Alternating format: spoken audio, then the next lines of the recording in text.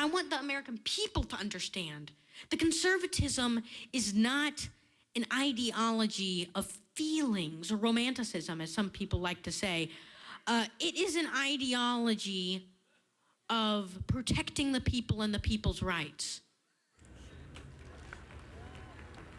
Well, that was Jonathan Krohn addressing the same conservative group, CPAC, that Rush Limbaugh spoke to this past weekend. He's only 14 years old. In fact, he just turned 14 on Sunday, but he's already being hailed as a conservative wonder kid after receiving a standing ovation after he did speak at the conference. And here with some advice for the Republican Party is the author of Define Conservatism, Jonathan Krohn. Thanks for joining us, Jonathan. You know, you really speak very well, and I know that you feel very, very strongly about what you believe in. You say you're a conservative first and a Republican second. How did you, first of all, even become interested in politics? And then sort of, how did you find out where you stood ideologically?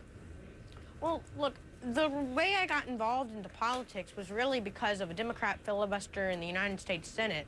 I started listening to conservative talk radio to hear about the history and the Senate rules, and I started learning a lot and started branching out into other areas of politics and started understanding principle as my base for the things that I did, principle as my base for the policies that I believed in, principle as my base for when I interpreted politics, and principles first. Started understanding the difference between conservative and liberal, and I really developed a very big interest in politics. And how do you define the difference between conservative and liberal yourself?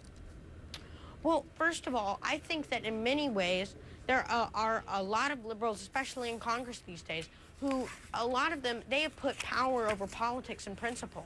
They put power over principle in that they want government to have more interference. Government gets more power. Government gets more power. And when government gets more power, government's only going to abuse that so they can get more power. I think that that's really the liberal point of view, whereas the conservative point of view is we want to limit our lust for power. We want to limit our thrust in our belief that government should have more power to solve the problem, because we believe that government is the problem. More government is always going to be the problem. So as a conservative, I believe that it's key that we understand that. And I believe conservatives base their views entirely upon principle. And I believe in 4 categories of principle: respect for the Constitution, respect for life, less government, and personal responsibility.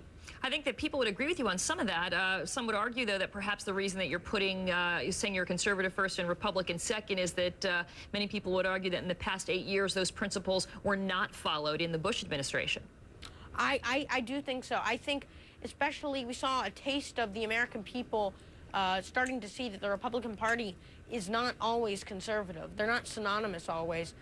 They saw during 2006, during the immigration, when the immigration bill came up, the American people went stark raving mad. They were very upset, and rightfully so, because it was not common sense. And the thing was, there were a lot of Republicans and people who said they were conservatives who were out there supporting that bill, who ended up voting against it.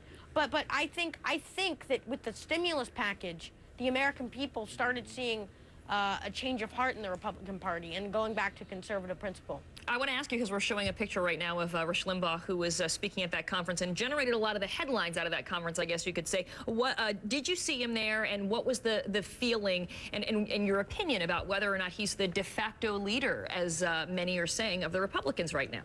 Well, I don't think Rush Limbaugh himself has ever said that he's the leader of the Republican Party. In fact, whenever I've heard him reference to it, he's said he is not the leader of the Republican Party. He's there to help serve conservatism and help define conservatism and talk about conservatism and promote conservative values. Did you get to meet him? I did not get to meet him. I did not get to meet him, but I was in the room for his speech, and, you know, I think that he gave a good speech against government tyranny, government interference. He gave a good speech about conservative principle, and he talked about promoting them. And I think that the real important thing is that Rush Limbaugh is out there to, he's going to help Michael Steele.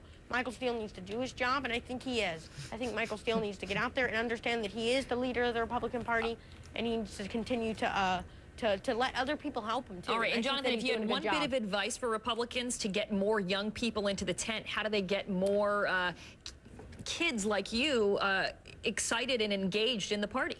Well, I think that the most important thing, they need to go back to conservative values.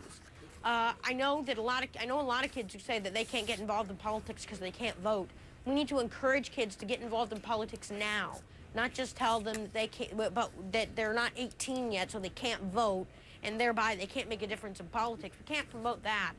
That's not how we get people to get involved, and that's not going to help the Republican Party. We need to get them in now. We need to get them involved in politics, because then when they understand conservative views, they'll be able to understand the logical sense that conservatism makes and how it helps the people and the people's rights. And I think that promoting conservative views, going back to that, is key to anything that the Republican Party is going to do in the future. All right. Did people tell you about the show Family Ties from back in the 80s? I get that a lot. Alex P. Keaton. I love it. All right. Well, good for you. A smart young man, homeschooled, by the way, and you've already written your own book. Well, good luck with everything. Jonathan Krohn, author of Defying Conservatism. Thanks for being with us this morning. Thank you. It's 40 minutes past the hour.